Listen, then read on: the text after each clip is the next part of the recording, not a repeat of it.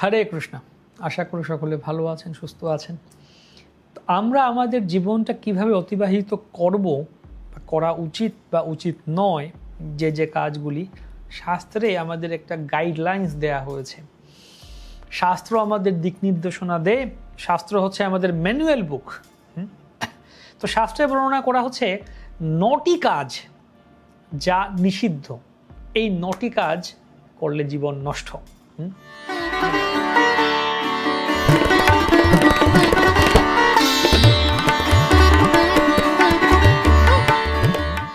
মানে ভালো থাকতে চাই, সুখে থাকতে চাই, শান্তিতে থাকতে চাই, উন্নতি করতে চাই জীবনে, কিন্তু কোন কাজগুলি আমাদের জীবনে ভালো থাকার পথে বাধা হয়, দূরে নিয়ে যায়। আপেক্ষিকভাবে মনে করতে পারছি আমি ভালোই আছি, কিন্তু না, প্রকৃত ভালো থাকা কিভাবে শাস্ত্রে বলা হচ্ছে এই 9টি কাজ আমাদের নিষিদ্ধ, এগুলো আমাদের পরিহার করতে হবে। কি করা উচিত শাস্ত্রে বলা হয়, এবং এটাও বলা হয় স্পষ্টভাবে যে কি করা উচিত নয়। পদ্মপুরাণে এমনই একটি শ্লোক আছে যেখানে 9টি কাজের কথা বলা হচ্ছে যা মানুষ যদি নিজের কল্যাণ চায়, ভালো চায়, তাহলে ত্যাগ করা উচিত। পদ্মপুরাণের 4th ভাগের পাতাল খণ্ডে এটি বলা হচ্ছে।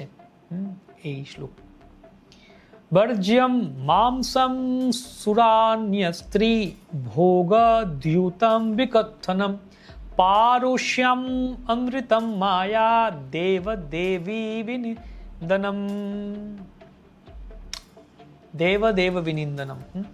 শ্লোকে বলা হচ্ছে যে ব্যক্তি নিজের মঙ্গল চায় তাকে এই 9টি জিনিস ত্যাগ করতে হবে। কি কি 9টি জিনিস? প্রথমত মাংস ভক্ষণ। মাংস ভক্ষণ ত্যাগ করতে হবে, কারণ অহিংসা হচ্ছে ধর্মের মূল ভিত্তি। আজকাল অনেকে তর্ক করছে, রামচন্দ্র মাংস খেয়েছেন, অমুক জায়গায় মাংস খাওয়ার কথা বলা হয়েছে, এই না সেই না। আমরা সেই সম্বন্ধে আলোচনা করছি, আমাদের চ্যানেলে রয়েছে ভিডিও। প্রকৃত সিদ্ধান্ত কি? ইচ্ছা মতো যা ইচ্ছা বলে দিলেই হলো নাকি? যা ইচ্ছা দেখিয়ে দিলেই হলো নাকি? না, অহিংসা হচ্ছে মূল ভিত্তি। স্বয়ং ভগবান বলছেন মাংস খেয়েছেন, তাহলে কোথায় অহিংসা হলো? অহিংসা ধর্মের মূল ভিত্তি। অন্য প্রাণীর জীবন নিয়ে নিজের জিহ্বার সুখের জন্য ভোজন করা, এটা হৃদয়কে কঠোর করে তোলে এবং পাপের কারণ হয়। দ্বিতীয়ত সুরাপান বা মদ্যপান করা, নেশা করা, পচা জিনিস খাওয়া। চিন্তা করে দেখুন ভালো হতে পারে কি? যে জিনিস নিজের নিয়ন্ত্রণ থেকে নিয়ে যায় আমাকে, আমার হুঁশ নেই, কি করছি হুঁশ নেই, নিজেকে নিজের নিয়ন্ত্রণ থেকে নিয়ে যায়, এটা কি ভালো জিনিস? বিচার বুদ্ধি নষ্ট করে দেয়, পাপের দরজা খুলে দেয়। কত কিছু করে মানুষ ছাদে মদ খাচ্ছিল, মদ খেয়ে হাঁটতে হাঁটতে ছাদ থেকে পড়ে মারা গেছে।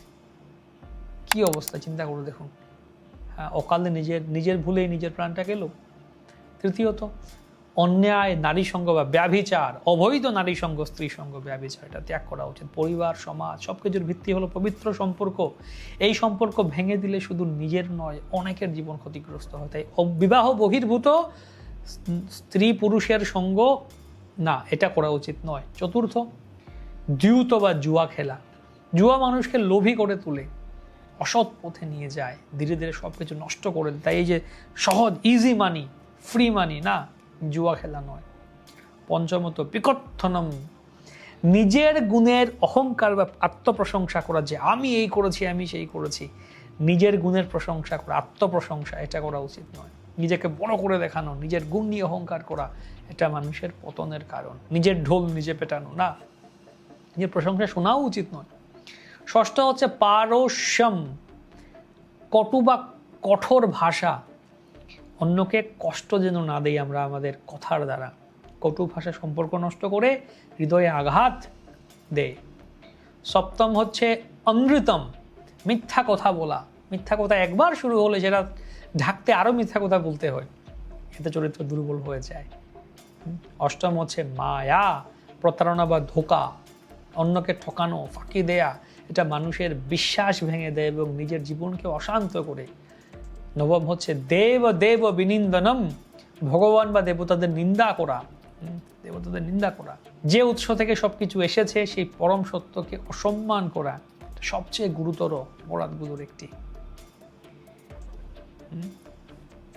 এখন একটু থামুন, নিজের জীবনের দিকে তাকান। এই যে দেব বিনিন্দনম, একটা নবম কথা বলা হলো। অষ্টম হচ্ছে মায়া প্রতারণাকে বা ধোকা, কাউকে ধোকা দেয়া, প্রতারণা করা, এগুলো সব ত্যাগ করা উচিত।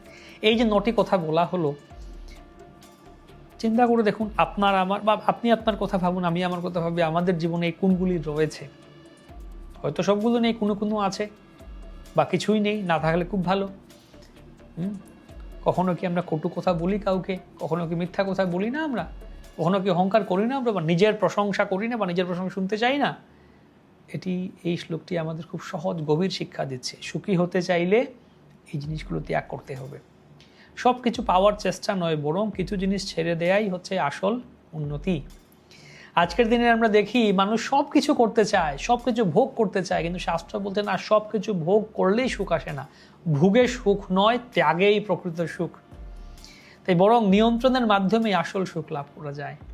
তাই আজ থেকে আমরা একটি ছোট্ট চেষ্টা করতে পারি, না আমরা এই ত্যাগগুলো করি, ধীরে ধীরে একটু একটু করে এই নিষিদ্ধ কাজগুলো বর্জন করি, অভ্যাসগুলো ছাড়ি। মিথ্যা কথা যারা বলছেন বা একদম কমিয়ে বন্ধ করা উচিত, না কম বলা, কম কটু কথা বলা, অহংকার কম করা, ধীরে ধীরে ধীরে এবং শুরু করে একদম শেষ করে দেয়, না আমি আর কখনো কোনো মিথ্যে কথা বলবো না, কটু কথা বলবো না, অহংকার করবো না, কাউকে ঠকাবো না, কাউকে ধোকা দেবো না। নিজেকে নিয়ন্ত্রণ করার চেষ্টা করা উচিত। যে নিজেকে নিয়ন্ত্রণ করতে পারে সেই প্রকৃত সফল, প্রকৃত সুখী। তাই সচেতন হই আমরা, এই 9টি নিষিদ্ধ কাজ থেকে দূরে থাকার চেষ্টা করি।